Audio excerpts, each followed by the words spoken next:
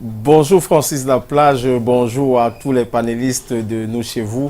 Aujourd'hui, nous faisons un clin d'œil au sport pour dire que les U20 sont éliminés de la course à la CAN 2019 au Niger, battus 3-0 par le Mali. Les U17, quant à eux, affronteront les pays de l'UNIFAC pour une qualification à la CAN 2019 en Tanzanie.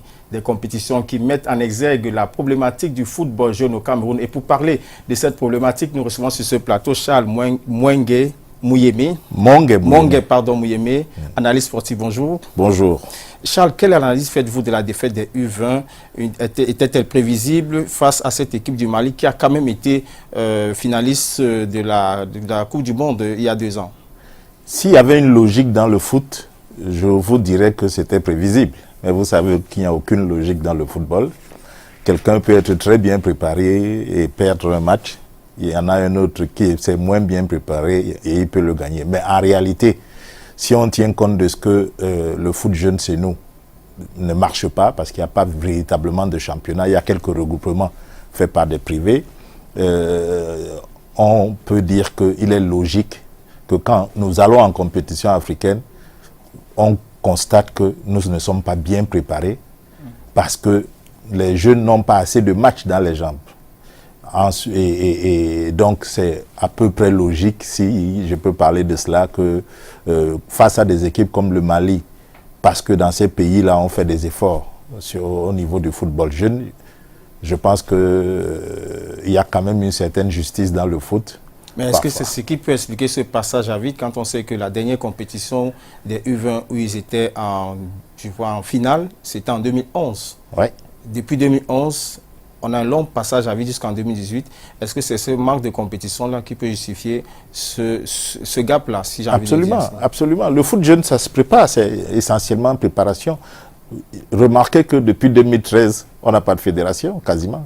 C'est depuis 2013 qu'il y a de gros ennuis à la fédération. On ne sait pas dans quel sens on tire, on ne sait pas où on va. Et donc, du coup, vraiment, je ne sais pas qui surveille la formation des jeunes, véritablement, sur le terrain, parce que c'est un domaine très sensible. Quand on entraîne des jeunes, il faut être de très bonne moralité, soi-même. Il faut être soi-même de très bonne éducation pour qu'on vous confie des jeunes. Et il faut avoir une bonne mentalité, comprendre ce que c'est qu'éduquer un jeune et les éduquer footballistiquement à gagner. Bon, quand vous écoutez souvent le discours des éducateurs au Cameroun, ils vous disent que dans les catégories jeunes, on n'est pas obligé de gagner. On leur apprend à perdre. Donc il est logique qu'ils perdent face à des équipes qui, elles, apprennent à gagner. Parce qu'il faut commencer à gagner chez les jeunes pour pouvoir gagner chez les grands. Donc ce discours ambiant où on dit chez les jeunes, non, le résultat ne compte pas. C'est un discours défaitiste de personnes qui sentent qu'elles ne sont pas elles-mêmes suffisamment armées pour former les jeunes. Mais est-ce que tous ces résultats-là sont la preuve que le football se porte mal au Cameroun, il est mal organisé? Ah ben ça, dire que le football se porte mal au Cameroun, ne me le faites pas dire, ça se voit comme le nez sur la figure. Non, c'est évident que ça ne va pas. Vous avez une fédération sous normalisation. Normaliser veut dire que vous êtes devenus anormaux.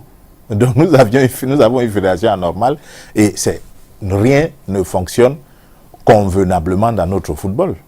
Ce n'est pas avoir après quelqu'un que de le dire, que ça ne va pas. Il n'y a pas de foot jeune.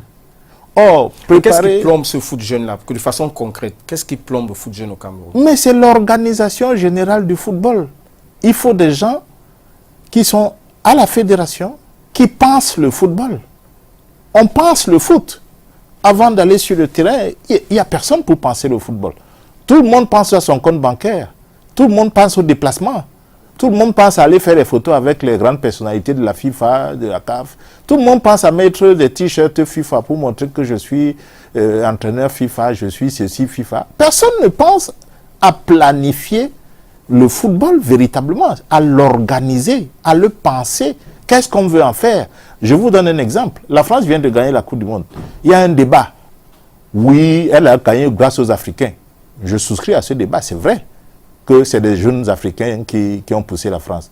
Mais quelle est notre politique par rapport à ces jeunes, par exemple? Si nous savons que nous n'avons pas de centre de formation ici, efficace, à même de nous produire de bons joueurs, pourquoi on n'aurait pas une cellule de veille sur les jeunes qui jouent et qui sont formés à l'étranger? C'est nos fils. Nous avons le droit, c'est pas parce que vous êtes allé vous former en médecine en France que vous n'êtes plus notre fils. Le foot, c'est une formation comme la médecine, comme la pharmacie. Si nos enfants vont se former en France, ils peuvent revenir travailler ici sans qu'on ait besoin de payer de récupération. Donc, je pense que quand vous pensez donc le foot, vous pouvez mettre par exemple une telle cellule. Regardez notre direction technique nationale. Elle n'existe pas. Mais est-ce que la normalisation qui est mise en place ne peut pas trouver des mécanismes pour faire renaître ce football jeune? Elle aurait pu si elle était venue normaliser. Mais il se trouve que depuis un moment, elle est perdue dans les, je ne sais pas si il faut appeler ça affaires courantes, et dans les querelles de positionnement de ci ou de ça, elle s'est embourbée. Mais c'est normal qu'elle s'embourbe parce que ceux qui l'ont nommée se sont embourbés depuis 2013 au Cameroun. Il s'appelle la FIFA. La FIFA s'est embourbée depuis 2013 au Cameroun. Donc, expliquez-nous comment au Cameroun la FIFA s'est embourbée. Dites-nous, expliquez-nous un peu ça. Mais le problème de la FECAFOOT n'existait pas. C'était un problème de vacances. Simplement. C'est-à-dire un président en place, il est privé de sa liberté. Les textes prévoyaient comment, quand un président n'est pas disponible, comment on peut voir son remplacement. C'était simple. La FIFA est venue cautionner un hold-up, un coup d'État. Et aujourd'hui, on en est encore là. Elle en a cautionné beaucoup. Vous vous souvenez, M. Corvaro, à chaque fois qu'il sortait des élections bâclées, il disait tout s'est bien passé. Et après, on nous remettait au comité de normalisation. Corvaro représentait la FIFA. Récemment, vous avez un M. Mosengo qui est venu au Cameroun, qui vous dit qu'il faut changer la loi du Cameroun.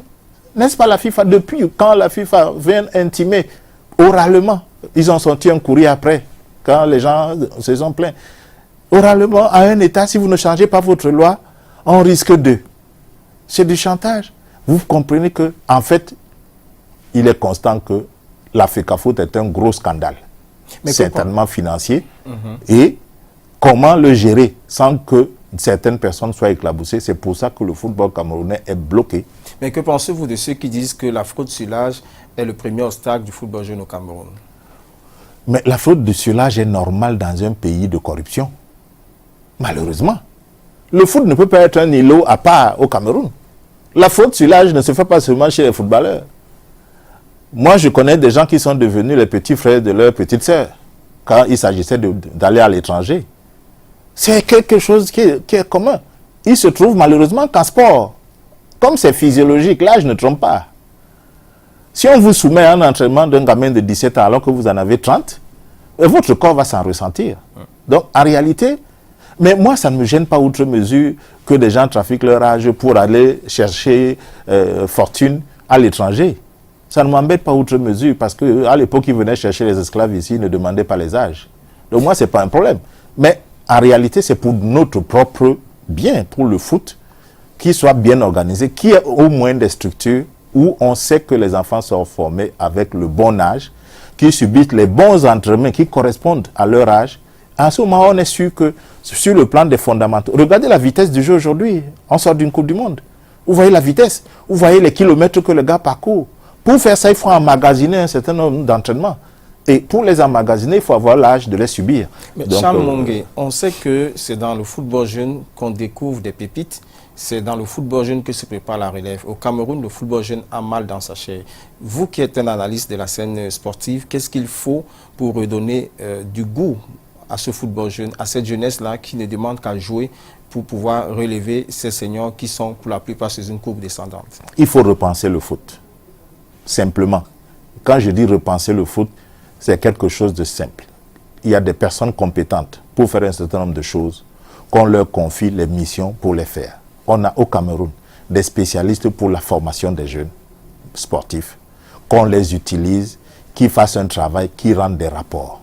Il suffit de mettre chacun à sa place, à la place qu'il mérite parce qu'il en a des compétences, et vous verrez que les choses iront d'elles-mêmes, tranquillement, parce que les compétents ne trichent pas, c'est les incompétents qui trichent. Est-ce que aujourd'hui, vous qui regardez cette scène sportive, ces gens qui ont en charge, on a les U17 qui vont préparer les qualifications et la CAN en Tanzanie, on connaît ceux qui les encadrent. Est-ce que vous pensez que ces encadreurs à qui on confie ces jeunes n'ont pas de la compétence ou alors sont sous l'influence de certaines personnes qui empêchent un travail concret au sein de cette jeunesse? Je ne peux pas apprécier leurs compétences techniques. Oui. Mais ce que je sais, c'est que quand vous êtes compétent, dans le sens où moi je le conçois, vous ne pouvez pas travailler à côté de personnes qui ne vous permettent pas de travailler. Si vous vous compromettez, vous acceptez toutes les compromissions parce que vous voulez être là, pour moi, au bout de l'opération, vous n'êtes pas compétent. Parce que quand vous êtes compétent, vous ne transigez pas avec votre travail. C'est ce que j'essaie de dire. Maintenant, techniquement, ils savent poser les plots, ils savent faire courir les gens, ils savent faire sauter les joueurs, ils savent faire un certain nombre de choses. Ça, je ne peux pas les juger là-dessus, je n'en ai pas les compétences. Mais je sais qu'ils se compromettent beaucoup. Ils viennent expliquer. Après, j'ai entendu une litanie d'explications hier dans les médias publics pour justifier que ces enfants aient été éliminés. J'en ai souri. Parce que c'est après coup qu'ils viennent vous justifier. Mais avant, ils vous disent non, l'ambiance est bonne, l'équipe, le moral est, on est serein, le moral est au beau fixe, on s'est bien préparé. Ils sont obligés de dire qu'ils se sont bien préparés. Sinon, la fédération les frappe. Ceux qui les ont placés là, de façon complaisante, vont les frapper. Ils vont dire que, mon cher, tu te retournes contre moi qui t'ai nommé. Tu dois dire que tout va bien. Un compétent ne dit pas ça. Il travaille normalement ou il démissionne. C'est ça un compétent pour moi. Charles Mwenge, dans un an, le Cameroun va organiser une compétition africaine la plus prestigieuse qui est la CAN. Et dans l'équipe senior, on n'a pas toujours cette sérénité, on n'a pas d'entraîneur. Qu'est-ce que cela présage? Et malheureusement, on a l'exemple qu'on aime prendre qui est la France. Ils vous diront, oh, est-ce que Pavard, est-ce que Hernandez, on les connaissait il y a 6 mois, donc on peut consulter notre équipe même 4 mois avant et faire quelque chose. C'est ça le Cameroun, prendre des exemples qui l'arrangent, qui arrangent les gens qui ne veulent pas travailler. C'est évident que ce n'est pas une bonne chose. Généralement, on organise une CAN. À domicile, on a envie de la gagner ou au moins aller le plus loin possible, faire au moins 6 matchs ou 7 dans cette compétition, si mes comptes sont bons. Mais là, on n'est pas sur cette pente parce que les gens sont complaisants, les gens ne veulent pas travailler. Et la FECAFOOT est dans tous les sens. Le ministère n'arrange pas les choses parce que c'est lui le principal problème de toutes les fédérations ici. C'est le ministère qu'il faut toiletter, il faut même l'exorciser à un moment donné. Mais Charles Mwenge, on a l'impression dans notre équipe Fagnon, lors des sélections, que ce sont les personnes les moins bonnes qui sont maintenues et ceux dont les statistiques nous montrent des performances galopantes sont oubliés. Qu'est-ce qui se passe au Cameroun? C'est ce que je dis. Le sport ne peut pas être un îlot à part. Mais regardez la gouvernance du Cameroun, c'est la gouvernance des personnes incompétentes. C'est ça le drame. On ne promeut que l'incompétence. Parce que je vous ai dit que quand vous êtes compétent, il y a des choses que vous ne pouvez pas accepter. Comme quand vous fondez votre gouvernance sur la corruption, par exemple, vous ne pouvez pas prendre des gens compétents. Quelqu'un de compétent ne se laisse pas corrompre quand il s'agit de son travail. Vous allez à l'université, les enseignants se laissent corrompre. Un enseignant qui se laisse corrompre n'est pas compétent. Ce n'est pas un enseignant, il n'est pas à sa place. Regardez partout, le foot ne peut pas y échapper. Le sport, c'est un domaine qui brasse beaucoup d'argent aujourd'hui et les fonctionnaires l'ont compris. Et donc, ils l'utilisent à dessein.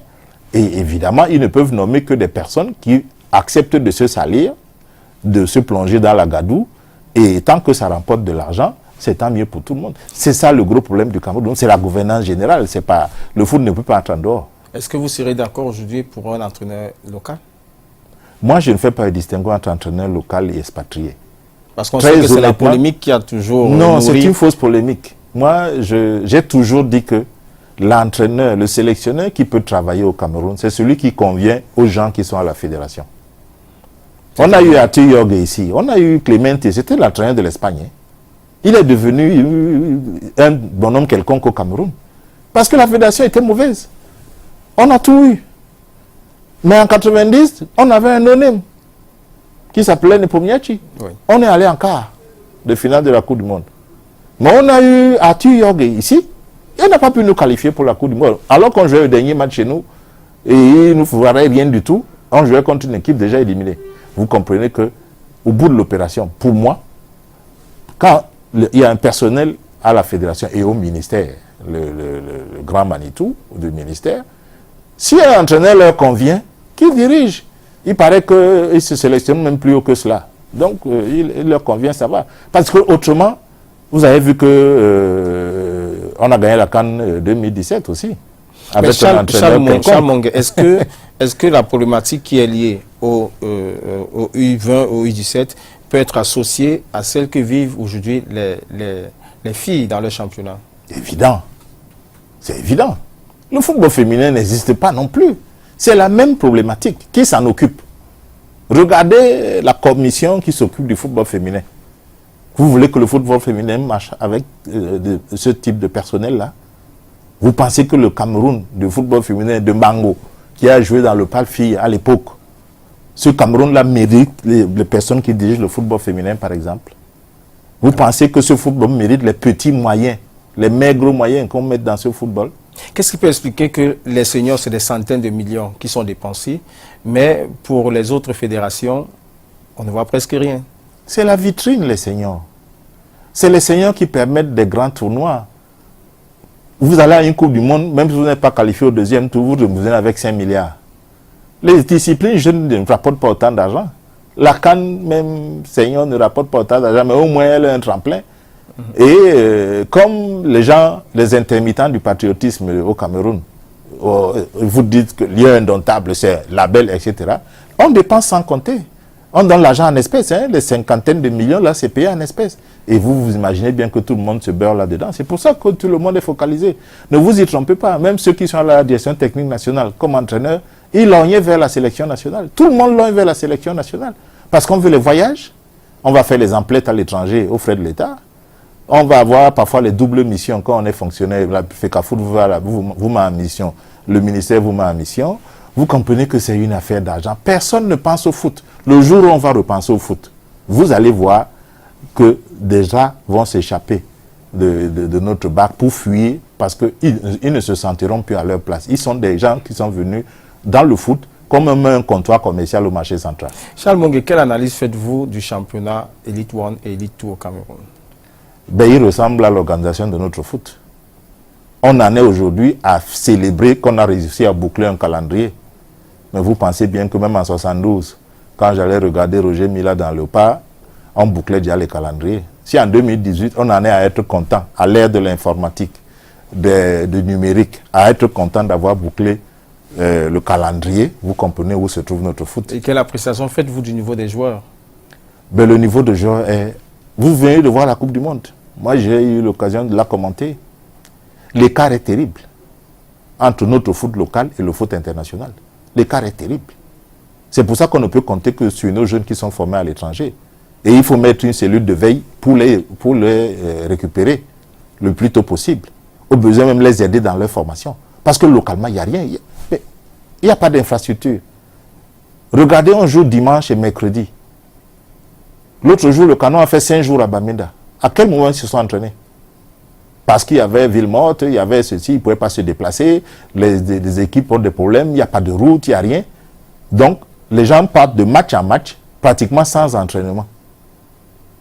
Comment vous voulez que ce genre de personnes rattrape le niveau international? C'est difficile. On est très loin, il faut se rendre à l'évidence que c'est comme ça. Et un jour, on normalisera véritablement. Merci Charles Mongue d'être passé sur notre plateau et bonne continuité dans vos analyses. Merci. Merci Francis Laplage. On vous renvoie à l'antenne à Yaoundé pour la suite de l'émission.